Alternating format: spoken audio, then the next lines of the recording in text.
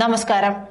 രണ്ട് കലാലയങ്ങളിൽ നടന്ന കൊലപാതകങ്ങൾ എന്ന് തന്നെ പറയേണ്ടി വരും. ഒന്ന്, മഹാരാജാസ് കോളേജിലെ SFI ജിഹാദി സഖ്യം വകവരുത്തിയ അഭിമന്യുവിന്റെ കേസും പുക്കോട് വെറ്ററിനറി കോളേജിലെ സിദ്ധാർത്ഥന്റെ മരണവും. ഇവ തമ്മിൽ ഏറെ സാദൃശ്യമുണ്ട്. പിന്നിൽ എന്നും നോട്ടമിട്ട് വയ്ക്കാവുന്ന ജിഹാദി ബന്ധവുമുണ്ട്. പക്ഷേ പ്രബുദ്ധ കേരളത്തിന്റെ മനസാക്ഷി ഇനിയും തിരിച്ചറിഞ്ഞിട്ടില്ല രണ്ട് കൊലപാതകങ്ങളും തമ്മിൽ ഏറെ സാദൃശ്യമുണ്ടെന്ന്. വട്ടവടയിലെ വീട്ടിലായിരുന്ന അഭിമന്യുവിനെ SFI സഹപ്രവർത്തകർ വിളിച്ചു വരുത്തുകയായിരുന്നു. വിളിച്ചു വരുത്തിയ അഭിമന്യു ജിഹാദി ഭീകരരുടെ കത്തിക്കിരയാവുകയായിരുന്നു. വീട്ടിൽ പോയ സിദ്ധാർത്ഥനെയും എറണാകുളത്തെത്തിയപ്പോൾ സഹപാഠിയായ SFI സഖാവ് കോളേജിലേക്ക് തിരിച്ചു വരുത്തിയാണ് കൊന്ന് കെട്ടിത്തൂക്കിയത്. രണ്ട് കേസുകളിലും ഒരുപോലെ തെളിവുകൾ നശിപ്പിക്കാനും പ്രതികളെ രക്ഷിക്കാനുമുള്ള ശ്രമവും ഉണ്ടായി. സിദ്ധാർത്ഥന്റെ കേസിൽ ഗത്യന്തരമില്ലാതെ കേരളത്തിലെ പൊതുസമൂഹത്തിന്റെ നിരന്തരമുള്ള സമ്മർദ്ദവും ഗവർണർ ജനാഭിലാഷം അനുസരിച്ച് പ്രവർത്തിച്ചതും കാരണം CBI അന്വേഷണത്തിന് വിടാൻ മുഖ്യമന്ത്രി പിണറായി വിജയൻ നിർബന്ധിതനായി എന്നതാണ് വാസ്തവം.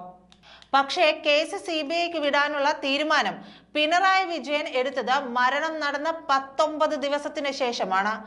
ഇനി നടപടിക്രമങ്ങൾ പാലിച്ച് CBI അന്വേഷണം ഏറ്റെടുക്കുകയാണെങ്കിൽ 2-3 ആഴ്ച കൂടി അതിന് വേണ്ടിവരും. സിദ്ധാർത്ഥനെ വിളിച്ചു വരുത്തി വകവരുത്തിയ ശേഷം ലഭ്യമായ എല്ലാ തെളിവുകളും നേരത്തെ തന്നെ പ്രതികളും ഹോസ്റ്റൽ വാർഡന്മാരും ഡീനും ഒക്കെ ചേർന്ന് നശിപ്പിച്ചു കഴിഞ്ഞു എന്നാണ് വിദ്യാർത്ഥികൾ അടക്കം പറയുന്നത്. ശുചിമുറിയിൽ തൂങ്ങി മരിച്ച നിലയിൽ കണ്ടെത്തിയ സിദ്ധാർത്ഥന്റെ മരണവിവരം പോലീസിനെ അറിയിക്കുന്നതിൽ തന്നെ വീഴ്ച വരുത്തി. റാഗിംഗ് എന്ന നിലയിൽ കേസിനെ കൈകാര്യം ചെയ്യാനാണ് വെറ്ററിനറി സർവകലാശാല അധികൃതരും പോലീസും ശ്രമിച്ചത്. ഒരു സർവകലാശാലയിലും സീനിയർ വിദ്യാർത്ഥികളെ റാഗ് ചെയ്യുന്ന പതിവില്ല. സിദ്ധാർത്ഥ് 2ാം വർഷ വിദ്യാർത്ഥിയായിരുന്നു. 1ാം വർഷം വരുന്ന വിദ്യാർത്ഥികളെയാണ് സാധാരണ റാഗിംഗ് എന്ന കാടത്തത്തിന് പലപ്പോഴും വിധേയരാക്കുന്നത്. ഇത് വളരെ വ്യക്തമായും ആൾക്കൂട്ട വിചാരണയും കൊലപാതകവുമായിരുന്നു. ആ രീതിയിലേക്കല്ല കേരള പോലീസ് അന്വേഷണം നടത്തിയത്. റാഗിംഗ് എന്ന നിലയിൽ കേസ് അന്വേഷണം നടന്നാൽ അത് കൊലക്കുറ്റത്തിനും ഗൂഢാലോചനയ്ക്കും വിധേയമാകുന്ന കുറ്റകൃത്യങ്ങളല്ല. ഇക്കാര്യത്തിൽ ഡീനിനും വാർഡന്മാരും കോളേജിലെ ഇടതുപക്ഷ യൂണിയൻ നേതാക്കളായ അധ്യാപകരും മാത്രമല്ല പോലീസും ഒത്തുകളിച്ചു എന്നത് വ്യക്തമാണ്. സിദ്ധാർത്ഥൻ തൂങ്ങി എന്ന് പറയുന്ന മുണ്ട് എവിടെയാണ്? അതൊരിക്കലും പോലീസ് പോസ്റ്റ്മോർട്ടം ചെയ്ത ഡോക്ടർക്ക് നൽകിയിട്ടില്ല. ഫോറൻസിക് പരിശോധനയിൽ വളരെ വ്യക്തമായ തെളിവാകുന്ന സംഭവങ്ങൾ ഒന്നൊന്നായി ഇല്ലാതാക്കി എന്ന് മാത്രമല്ല പോലീസ് വരും മുമ്പ് തന്നെ കൊലപാതകം നടന്നു എന്ന് സംശയിക്കുന്ന 21ാം നമ്പർ മുറി കഴുകി വൃത്തിയാക്കുകയും ചെയ്തിരുന്നു. സിദ്ധാർത്ഥനെ കൊന്നു എന്ന് പറഞ്ഞ ജീവനക്കാരന്റെയും വിദ്യാർത്ഥിനിയുടെയും മൊഴി രേഖപ്പെടുത്തിയിട്ടില്ല. സിദ്ധാർത്ഥനെ മർദ്ദിക്കാൻ ഉപയോഗിച്ച ബെൽറ്റ് മുതൽ മറ്റ് സാധനങ്ങൾ ഒന്നും തന്നെ ഇനിയും കണ്ടെടുത്തിട്ടില്ല. ഹോസ്റ്റലിലെയും ക്യാമ്പസിലെയും വിദ്യാർത്ഥികളെ ഭീഷണിപ്പെടുത്തി എന്ന് വ്യക്തമായിട്ടും എന്തുകൊണ്ടാണ് ഡീനും ഹോസ്റ്റൽ വാർഡനും എതിരെ കൊലപാതകത്തിനും ഗൂഢാലോചനയ്ക്കും കേസെടുക്കാത്തത്? അഭിമന്യുവിന്റെ കേസിലും ഏതാണ്ട് ഇതേ രീതിയിലുള്ള സംഭവങ്ങളാണ് നടന്നത്.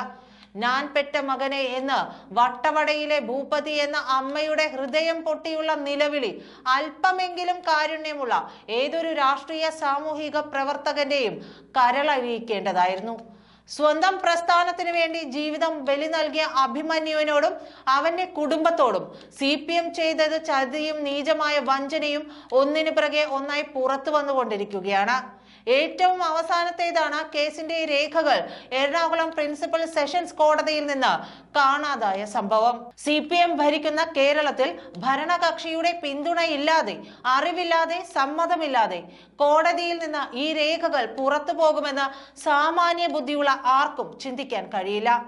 കേസിന്റെ ഏറ്റവും നിർണായകമായ 11 രേഖകളാണ് കോടതിയിൽ നിന്ന് പോയത്. സംഭവം ഹൈക്കോടതിയുടെ ശ്രദ്ധയിൽപ്പെട്ടതിനെ തുടർന്ന് രേഖകൾ പുനർനിർമ്മിക്കാൻ പ്രിൻസിപ്പൽ സെഷൻസ് കോടതിക്ക് നിർദ്ദേശം നൽകിയിട്ടുണ്ട്. 2018 നടന്ന കൊലപാതകത്തിൽ വിചാരണ 2024 വരെ നീണ്ടതിൽ നിന്ന് തന്നെ കേസിന്റെ അട്ടിമറി ശ്രമവും CPM ബന്ധവും വ്യക്തമാണ്. 2023 നവംബറിൽ പ്രതികൾക്ക് കുറ്റപത്രം വായിച്ച് കുറ്റം ചുമത്താൻ കേസ് പരിഗണിച്ചപ്പോഴാണ് 11 രേഖകൾ കാണാതായ സംഭവം പുറത്തു വന്നത്. കുറ്റപത്രം, കവറിംഗ് ലെറ്റർ അടക്കമുള്ള കേസിന്റെ വിശദാംശങ്ങൾ ജയിൽ പരിശോധനയിൽ കണ്ടെത്തിയ സ്വത്ത് രജിസ്റ്ററിനെ സാക്ഷ്യപ്പെടുത്തിയത് പോസ്റ്റ്മോർട്ടം റിപ്പോർട്ട്, അർജുൻ എന്ന വ്യക്തിക്ക് നൽകിയ പോലീസ് അറിയിപ്പ്, കാഷ്വാലിറ്റി രജിസ്റ്റർ, വിനീതിന്റെ ആശുപത്രി കാർഡ്, രാഹുലിന്റെ മുറിവ് സർട്ടിഫിക്കറ്റ്, സിം കാർഡ് വാങ്ങാൻ വേണ്ടി നൽകിയ 15 അപേക്ഷാ ഫോമുകൾ, കോളേജിന്റെ സൈറ്റ് പ്ലാൻ, മഹാരാജാസ് കോളേജിൽ നിന്ന് നൽകിയ സാക്ഷ്യപത്രം, പ്രതികൾ നൽകിയ 161 CRPC മൊഴി എന്നിവയും കാണാതായ രേഖകളിൽ ഉൾപ്പെടുന്നുണ്ട്. ഇത്രയും രേഖകൾ കാണാതായിട്ടുണ്ടെങ്കിൽ മറ്റേതെല്ലാം രേഖകളിൽ അട്ടിമറി നടത്തിയിട്ടുണ്ടാകും എന്ന കാര്യം ആലോചിക്കേണ്ടതാണ്. കേരളം മുഴുവൻ ശ്രദ്ധിച്ച വളരെ ഗൗരവമായ ഒരു കൊലക്കേസിൽ കോടതി മുറിയിൽ നിന്ന് രേഖകൾ കാണാതായ സംഭവം ലാഘവ ബുദ്ധിയോടെ കാണാൻ കഴിയുമോ? പിന്നെ എന്ത് സുരക്ഷിതത്വമാണ് കോടതിക്ക് മരണമടഞ്ഞ അഭിമന്യുവിന്റെ ജീവനും അവന്റെ കുടുംബത്തിന്റെ നഷ്ടത്തിനും നൽകാൻ കഴിയുക? കുറഞ്ഞത് ഈ സംഭവം CBIയോ NIAയോ അന്വേഷിക്കേണ്ടതല്ലേ? എന്തുകൊണ്ടാണ് രേഖകൾ പുനർനിർമ്മിക്കുന്നതിന് പകരം ഇത്തരത്തിൽ ഒരു സ്വതന്ത്ര ഏജൻസിയെ കൊണ്ട് അന്വേഷിപ്പിക്കാൻ ബഹുമാനപ്പെട്ട ഹൈക്കോടതി മടിക്കുന്നത് എന്ന ചോദ്യവും ബാക്കിയാവുകയാണ്. പ്രിൻസിപ്പൽ സെഷൻസ് കോടതിയിൽ നിന്ന് രേഖകൾ നഷ്ടമായതിന്റെ പ്രാഥമിക ഉത്തരവാദിത്തത്തിൽ നിന്ന് ധാർമ്മിക ഉത്തരവാദിത്തത്തിൽ നിന്ന് ഒഴിഞ്ഞുമാറാൻ ബഹുമാനപ്പെട്ട ഹൈക്കോടതിക്കും കഴിയുമോ? ഈ സംഭവം എന്തുകൊണ്ട് കോടതി പോലും ഗൗരവമായി കാണുന്നില്ല? വട്ടവടയിലെ ഒരു സാധാരണ വനവാസി കുടുംബത്തിൽപ്പെട്ട അഭിമന്യുവിന്റെ മാതാപിതാക്കൾ കൂലിപ്പണിക്കാരാണ്. അവർക്ക് കോടികൾ കൊടുത്ത് കപിൽ സിബലിനെ ഇറക്കുന്ന ജിഹാദി ഭീകരതയോട് പൊരുതി നിൽക്കാനുള്ള കരുത്തൊന്നുമില്ല. വീട്ടിൽ പോയിരുന്ന അഭിമന്യുവിനെ വിളിച്ചു വരുത്തി കുത്തിക്കൊന്ന സംഭവം ആകസ്മികമല്ല, ആസൂത്രിതമാണെന്ന് മനസ്സിലാക്കാൻ പോലീസ് ബുദ്ധി ആവശ്യവുമില്ല. സ്കോട്ട്ലാൻഡ് യാർഡിനെയും വെല്ലുന്ന ബുദ്ധിശക്തിയുടെ കേന്ദ്രമാണെന്ന് അവകാശപ്പെടുന്ന കേരള പോലീസിന് ഇത് ഗൂഢാലോചനയെ തോന്നിയില്ല എന്ന് മാത്രമല്ല, അഭിമന്യു സംഭവത്തിലെ ഗൂഢാലോചന അന്വേഷിക്കുകയോ അന്വേഷണ പരിധിയിൽ കൊണ്ടുവരികയോ ചെയ്തില്ല. അഭിമന്യുവിനെ കുത്തിയ കത്തി കണ്ടെടുക്കാൻ ഇതുവരെ കേരള പോലീസിന് കഴിഞ്ഞിട്ടില്ല. കേസ് അന്വേഷണത്തിനും SFIയും ക്യാമ്പസ് ഫ്രണ്ട് നേതാക്കളും തമ്മിൽ നടത്തിയ ഗൂഢാലോചനയും ഒരിക്കലും പുറത്തു വന്നില്ല. ഇതുകൂടാതെ അഭിമന്യുവിന്റെ കുടുംബത്തിന് എന്ന പേരിൽ പിരിച്ച വൻ തുകയിൽ പകുതി പോലും ആ കുടുംബത്തിന് നൽകാതെ പാർട്ടി കാര്യത്തിന് വേണ്ടി ഉപയോഗിക്കുകയായിരുന്നു.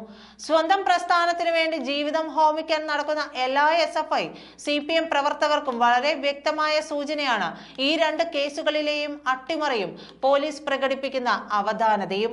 നന്ദി.